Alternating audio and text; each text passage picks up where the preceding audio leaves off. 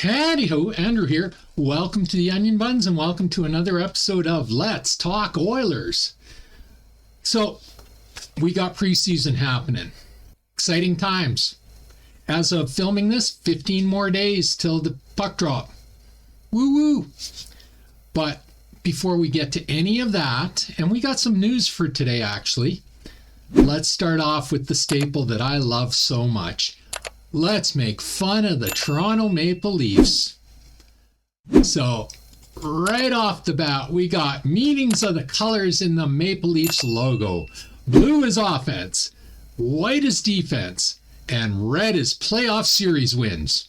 Look at the logo, people. Look at the logo. I love that. All right, next up, we got Excited Child.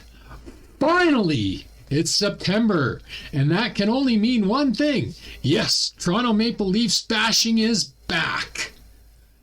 Who can argue with that? Like, that is something to get excited about. For the next one, we got Xbox has released their cover for the NHL 2, or whatever it's called nowadays. I don't even know what they're up to, 2K25 something, I don't know. But let's be honest, this is the closest the Toronto Maple Leafs are ever going to make it to winning a Stanley Cup is on the video game. And finally, well, take a look at the picture, people. It says it all itself. And again, Boston Bruins is just being brutal on the Leafs as usual. But, I mean, yeah, the picture says it all. Good old Pinocchio. All right, so to start this, now that we got the fun stuff out of the way, to start this, I came across this the other day. And it's Crosby and McDavid, first 700 games. And I found this interesting, especially when you consider how the media likes to try, the Toronto media, I should say, not the Edmonton media, the Toronto media loves, and Vancouver media, loves to try to suggest that McDavid is wasting his time in Edmonton. So let's compare him to Sidney Crosby. First 700 games, Crosby had 333 goals. McDavid had 358 goals. Crosby had 597 assists. McDavid has 701 assists. Like, he's over 100 points ahead just on that. So points, 930 for Crosby, 1,059 points for McDavid. So again, over 100 points ahead of Crosby in the same amount of games. And finally, plus minus. I know a lot of people don't like plus minus, but Crosby was plus 144. McDavid is plus 150. So he's even better than Crosby on the plus minus. And Edmonton's, that's an impressive stat to me because Edmonton is not built for defense. So McDavid is actually like I always say, you can't outscore your defensive liability. And for any other player, that's absolutely true. But McDavid has proven me a liar. But he's the exception to the rule. He is outscoring the team's defensive liabilities. So it's just like, you hear all these media outlets bad-mouthing him and saying he's wasting his career in Edmonton and blah, blah, blah, blah, blah. Well, the numbers say a different story, don't they? Now, McDavid wants to win, and that's, I've said right from day one is like, I still expect him to sign a 4-year contract. And I'm not going to say the number because I got something about the number coming up in the episode. But I still expect him to sign a 4-year contract. And if we haven't won the cup after those 4 years, I expect him to walk. If we do win the cup in those 4 years, I fully expect he'll sign an 8-year contract after that and retire an Oiler. McDavid wants to win that cup. That's all he's focused on. So I'm not sure he can do it in Edmonton. Like I have some, well, I'll get to that. It's about Knoblauch. So let's start on that one. Knoblauch. I heard this on the radio today that a number of fans are complaining about Knoblauch and saying he's not a good coach. I disagree. I think Knoblauch is a very good coach. I think the team mentality is where the problem is, the culture of the team. And you've heard me say this in other videos. The Edmonton Oilers for the last few years have gone offense, offense, offense, offense, and you cannot win the Stanley Cup doing that. It is a testament to how skilled the players we have are for the last 3 to 4 years, that we have gotten so close to the Stanley Cup in the last 2 years with that build, because you can't win the Stanley Cup with that build. I'm going to say it again. You need offense, balance, defensive shutdown. And I heard it on the radio today. It's like, well, we got these guys on the fourth line and it's going to come down to how many points they score. No, it's not. Get it through your heads already. We don't need our fourth line to be an offensive line. We need our fourth line to be a shutdown line. They should only be judged on how many goals against when they're on the ice. That should be the only marker. If they score, that is a bonus. But they should be judged on how many goals against they have when they're on the ice. Less goals against, the better they're doing as a shutdown. Big thumbs up. The third line should be a balanced line. It should be offense and defense. So if you need them to go out and give your fourth line a break, they can go out and they can play defense, but they do have the offensive upside. I do expect some scoring from them. Then our top two lines need to carry the team offensively. And until we get this through the head of the team, the organization, the franchise, whatever you want to call it, we're not going to win the cup. We're not. You cannot win doing offense. You have to keep the puck out of the game, out of the net. There is more to hockey than just offense. And that is what's killing Edmonton, in my opinion. So I disagree about Knoblauch. I think Knoblauch's a great coach unless he's pushing the 4 lines of offense. But I haven't heard him say that. I have a suspicion that he's kind of being forced into that mentality because we saw that mentality with other coaches. And then when they left, they went to offense, balance, shutdown. But they don't have the talent that Edmonton has, is why they're not successful in those other markets. Talent is a big thing. But again, it's a team game. All right, so speaking of McDavid, Elliot Friedman on Connor McDavid's extension via 32 Thoughts podcast. If McDavid signs in Edmonton, if he does, it's going to be for a lower number than we all expect. I think it's going to surprise people where it could end up. I've been saying 16.5. The justification for 16.5 is McDavid is the best player in the league, bar none. I mean, I think Leon is number 2, if I'm being quite honest. But McDavid, when he's on, is better. And I came to the 16.5 because it puts him at the top level wage, but it won't bankrupt the team with the salary cap going up. Because he's already making, 12 or 13 already. So it's only a $3 to $4 million boost, really. And that's not going to bankrupt the team. Freeman is suggesting it'll be lower. And I mean, I don't want to doubt Elliot. Elliot is one of the insiders I actually do trust and listen to. And so I don't want to doubt him. But at the same time, Connor McDavid cannot be making the same money as Austin Matthews. That is a freaking insult to Connor McDavid. Point blank. He can't. He has to make a significant raise over Matthews because he is a significantly better player. So is Leon. Leon has to make more money than Austin Matthews because Leon is a better player. I understand Connor wants to win, and I understand where Elliot's coming from. At the same point, there's got to be some self-respect involved too. You're not going to take less money than a player that is I put McDavid as the best in the league. I don't even have Austin Matthews in my top 10, if I'm being brutally honest. He's a one-dimensional. Well, you've heard me bitch about Bouchard on this. He's a one-dimensional offensive player. He can't play defense. He doesn't play physical. He's unlike Bouchard. He's actually easily injured, it seems. And yeah, so I don't know about this. We'll have to see if Elliot. I don't want to counter what Elliot's saying because Elliot is one of the insiders I do trust. Just my personal gut feeling is, at a certain point, you got to sit back and say, no, I'm better than that guy. Even if you're not saying it in public, which I'm sure McDavid would never say in public. But in private, in contract negotiation, damn Skippy. He's got to look at him and go, no, I'm better than that guy. You have to pay me more than that guy. If he's making, what is he making? 13.5, then I'm worth 16.5 easily. So yeah, I don't know. It'll be interesting to see where it comes up. But the one thing I still think he's going to re-sign. Like Elliot says, if he does, I think he is re-signing. Until the day he says he's not, I'm believing that Connor McDavid is re-signing. And I mean, it's logical too. It's like he wants to win. Name me a team he stands a better chance of winning with. Because like he could go to Florida, Florida, but they would have to gut their team to bring him in. So now they're not that top contender they were, because Edmonton's like right with them.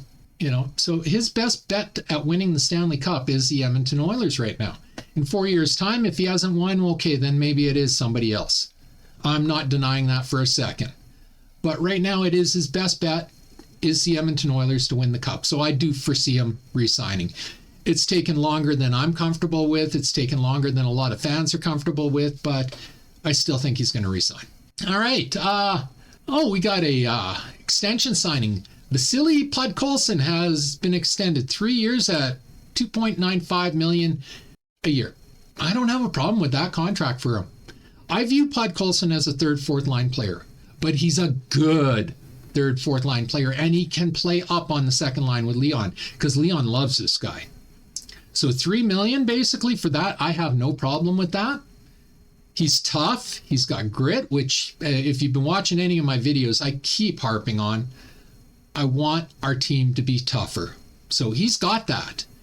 And he said himself, he wants to be more than just a tough guy. So I have no problem with 3 years at $3 million a year. That's a great signing by Bowman. Anyone bitching about that is not an Oilers fan. That is a fantastic signing. All right, I should have put this in the Toronto section, but the preseason has started off with a great start. Here you go. Ottawa, 3-2 overtime over Toronto. Foreshadowing of the regular season? Let's hope so. And the other news coming out of the camp is apparently Leon and Connor are going to start on the top line in the regular season.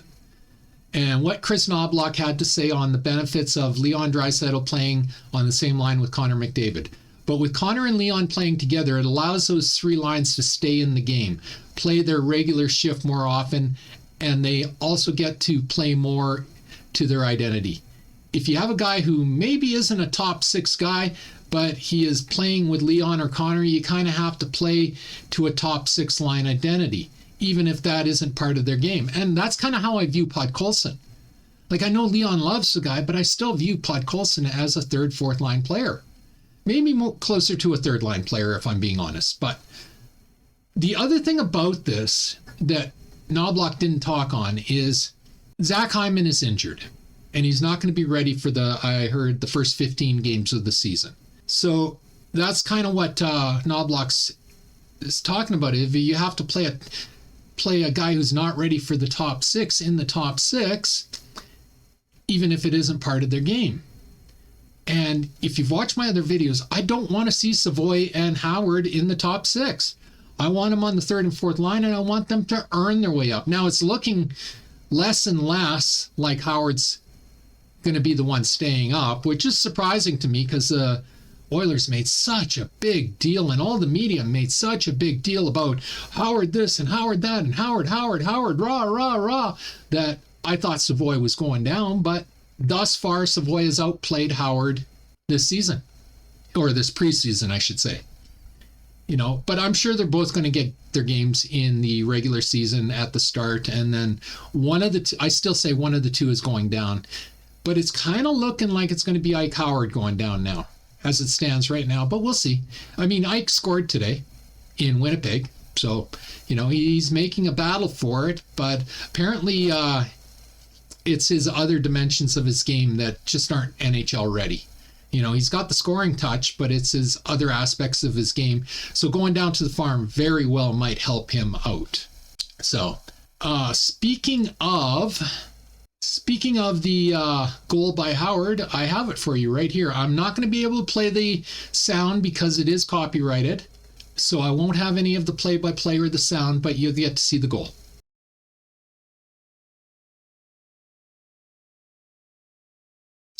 That was Howard on the far side shooting.